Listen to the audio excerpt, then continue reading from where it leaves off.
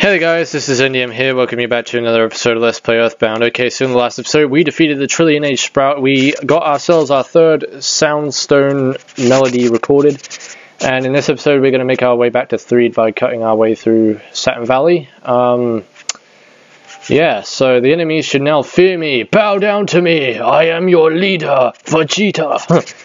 Well, that actually rhymes, I am your leader, Vegeta! Okay, so we'll get out of here now. There's no purpose for us to be here. And the grinding is, well, I guess you could grind in here if you wanted to, because we didn't really do any grinding in here. We did most of our grinding in the factory, so... Oh no! I got booby-trapped! The mushrooms trapped me! Crap! So now we got to fight these guys. Hopefully they don't mushroomize me. So I don't want that. I don't want to be mushroomed. Please. Please! Have mercy!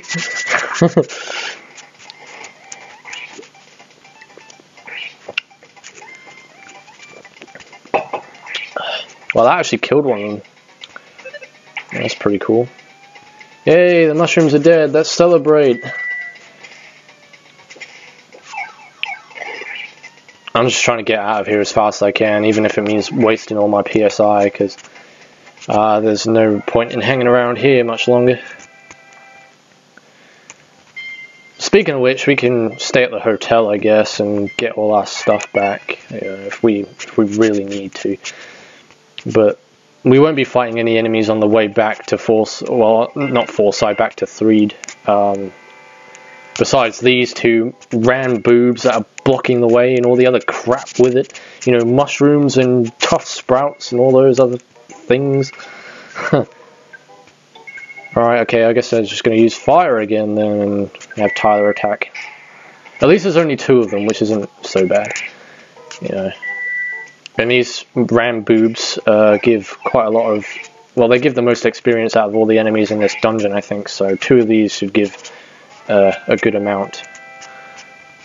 Oh, let's see. 1,658, that's kind of yeah. Take it or leave it. Alright, is this a shortcut? Can we cut down here and get back this way? I think you can, actually. Yeah, that's cool. They actually fixed the ladder there, then. There is a present down here that I didn't pick up. I don't know if there's anything useful in there, but obviously there can't be anything too useful in there, otherwise I'd have picked it up. Or at least discarded something from my inventory to replace it with. But actually, you know what? We'll have a look and see what's in there. Probably... Yeah, we'll have a look. Just to remind ourselves, I guess. It'll probably be a broken item. I think it actually is a broken item. There is a rust promoter inside. Well, yeah, don't bother with that. That's pointless. You don't want to throw anything away for a rust promoter. Because I think rust promoters actually get rid of bug-type Pokemon. Okay, hang on a second. Hang on a second. Lewis? You are talking way too fast. This is not Pokemon. It may look like Pokemon in some sort of resemblance. You know, there might be some Pokemon, you know, influences here, or... Well, no, there would be Pokemon influences from Earthbound, because Earthbound came out before Pokemon. But that's besides the point. This is not a Pokemon game. What the hell is wrong with you, dude? You need a slap round the face to wake up. Well, stop talking so fast as if you're on speed. Is there a place that I can stay in around here? I'm pretty sure there is. I remember there being some place. It might even be in here, actually. Yeah, do you want to slumber? So we'll stay here for the night. And it's free of charge, so we don't have to pay any money to stay. Now we're off to our wonderful, magnificent journey back to Threed. Hooray! Yeah. Hooray for Threed! And as we get back, there won't be any more zombies, hopefully. Because apparently Master Belch was the cause of all the zombies in Threed. So, and it was causing all the Mr Saturns to go all crazy. It's kind of weird that this place was actually, you know, underneath the gravestone. So it was like, I don't know, like there was a source coming from the gravestone, you know, I don't know. Because like, when people have like visions and stuff, I know this is kind of weird. Why am I talking about this? It's kind of like, you know, like, let's just say that Master Belch was like the poltergeist, and he was speaking from the grave, and it was like the words that he was saying from the grave, like the burping and stuff from the grave, was what woke up the zombies, and then the zombies started going around Threed causing chaos. You know, like the burps were disturbing the zombies' sleep, because when you die you go into an eternal slumber, and like the burps were keeping the zombies awake, and then the zombies went to Threed and started causing chaos, and they couldn't sleep because Master Belch was burping all the time. I don't know, because we had to go through a gravestone to get to this part of the world, you know, to Mr Saturn Valley. So yeah, I guess that's my kind of hypothesis on the whole situation. You know, yeah, me being crazy. Alright, so we'll use the Monado power here to get rid of the ants, and we will use freeze to get rid of the frog. Kermit the Frog. Hello, I'm Kermit. I can't do a good Kermit voice, I can't. I can't do a good Kermit the Frog voice. Yeah, you guys can laugh at me. You know, I haven't watched Sesame Street, but I know what Kermit sounds like, but I just can't do a good Kermit voice. It just doesn't come out right. I don't know. Let me try again, okay? Hi, I'm Kermit. I'm Kermit the Frog. I'm Kermit the Frog. See this? That's my Kermit voice, okay? Yeah, that's the best I can do it. Oh, we got ants. More and more ants. Oh, wow, we got black ants all the way out here? I thought they were just red ants. Yeah, trust me, you don't want to get bit by red ants, because that shit burns. It burns like a chili pepper going through my digestive system.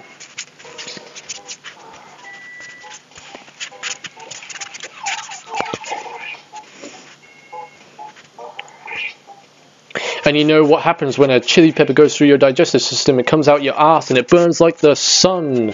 Your asshole burns like the sun.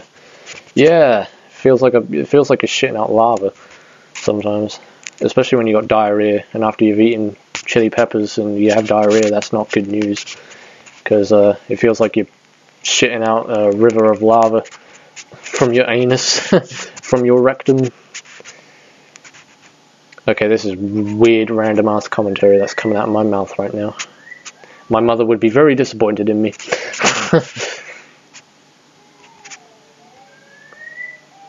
Yeah, so there's no enemies in here. I don't think there actually is any more zombies in these graves, in these rooms, but at least we checked out the caskets, because if you look in the caskets, they give good items in there, and I think one of them gave a silver bracelet. Yeah, so save you having to buy one anyway, because silver bracelets are actually quite expensive, especially for this part of the game. Well, it all depends how much money you save up, really, but really you don't need to spend a whole heck of a load of money on things. So, but yeah, it's not all gloomy and dark anymore. It's light and cheerful, and everyone's out playing hooky and volleyball or whatever. Right, so really there is actually no purpose to be in Threed anymore. If you want to talk to the people in town, then feel free to do so, but as far as that goes, we're just gonna skedaddle from this place and head on to the next town, because there's nothing else for us to do except from check this trash can. So let's see what's in here, or rubbish bin as we would say over here, but the game says trash can, so I'll just say trash can. I don't even know what that said, but I don't think it was anything useful. Have we been in this house? Yeah, I know why we haven't been in this house. It's empty. Okay.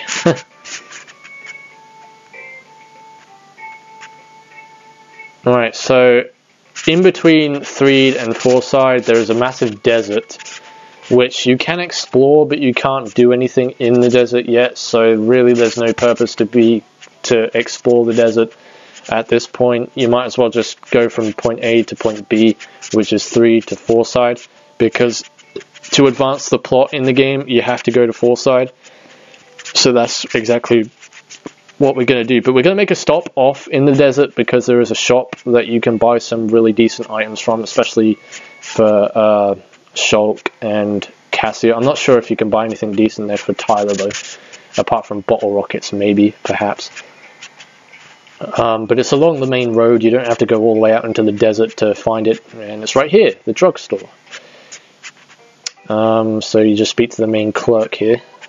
Hello there, how may I help you? Can I get you anything? So yeah, you can buy the Mr. Baseball Bat, and you can buy the deluxe frying pan, and you can also buy a coin of slumber for both Cassia and Shulk. Or obviously Tyler has already got one equipped because I equipped it in the last episode. So with all that said and done, I'm actually going to sell a few things first because that would be probably best. Because our inventories are chock full of stuff, so we need to get rid of some things. So we're going to sell till our heart's content. Right, okay. There is absolutely nothing in here. Well, actually, no, we're going to sell the minor league bat because, well, we're going to be replacing that anyway. So, yeah. I didn't mean to click buy, damn it. I meant to sell. Yes. So we're going to sell, obviously, the thick fry pan for her. And then we can sell what replaces, I think it's the hard hat that replaces the coin of slumber, isn't it? So we'll sell the hard hat as well. And we will also sell her ribbon, because I think, yeah, she got a red ribbon. So we'll sell that too. And now we've got to make a stop off at the ATM machine to get some more money out, because this stuff is really expensive, and the money that I have in my wallet at the moment isn't enough to get me the items that I need. So, we shall get 5,000 out. That should definitely be enough. If there's any money left over, I'll just put it back in the ATM machine. So I'll buy the Mr. Baseball Bat, and give that to Shulk. So we'll see what is different. Oh wow, 98 offense. See, that is really good. That's a huge step. So we'll also buy her the deluxe fry pan. That can go to Cassia. And yep, you are going to equip it here, so that brings it up to 65, which is also decent. And we'll need the coin of slumber for both characters. And then we're done. That's all we need from here.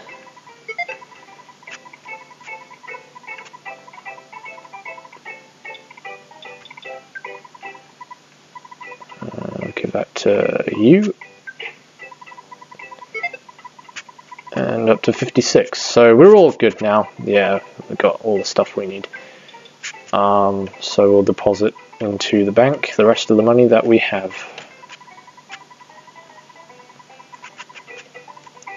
And we've actually got a fair amount of money in the bank at the moment. So 1,521.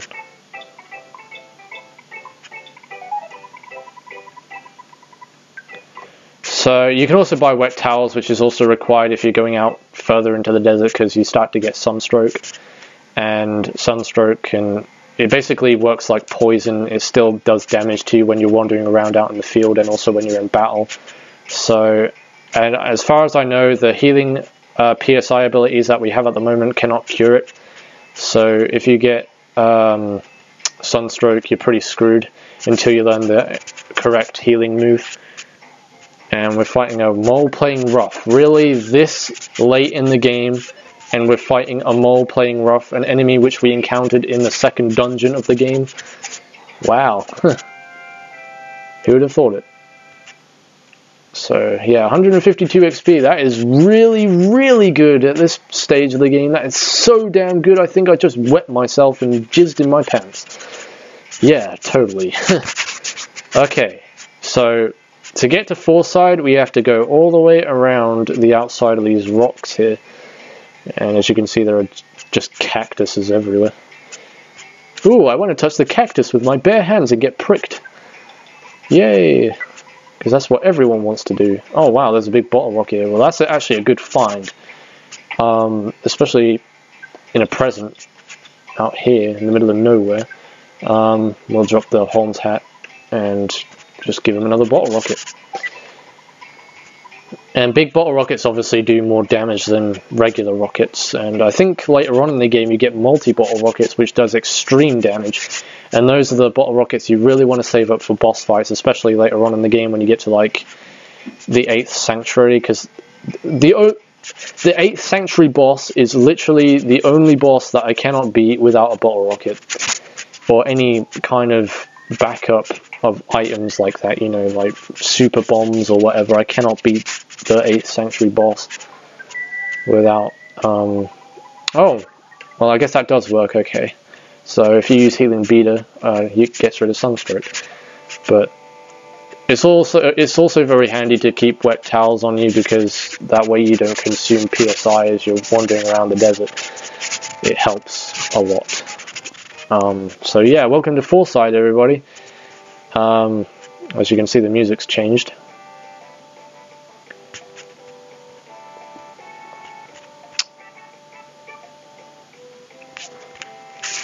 So yeah, most of the bosses in this game are actually fairly easy to beat without having to use items, because you have PSI and all that to back you up. But the final Sanctuary boss, is just a boss that is practically impossible for me to beat without using a bottle rocket, because it turns into this diamond form, and when it turns into the diamond form, you know what, I've mentioned the status ailment diamondized. Well, it does that quite regular, and when you get diamondized like that, it kills you, and the way how he does it, it affects your whole party. So if your whole party get diamondized, that's it, you're screwed. You know, that's game over. There's no going back. Welcome to the Grand Monotoli the Monotoli Grand Hotel. A one-night stay will cost, what the frick frack? $225? Damn. Imagine when we get 4th member, that's going to cost hella load of money. Yeah. Now there's a worse hotel that in this game that costs a lot more than that. So just going to have to get used to it, I'm afraid. Hang on a second, wait. Okay guys, I don't know what I was talking about, but I think I should end off the episode here and continue on the next episode. So in the next episode of Let's Play Earthbound, we shall explore more around Fourside and see what we got to do next. So until then, this is NDM saying thanks for watching, take your body to the next video, and goodbye.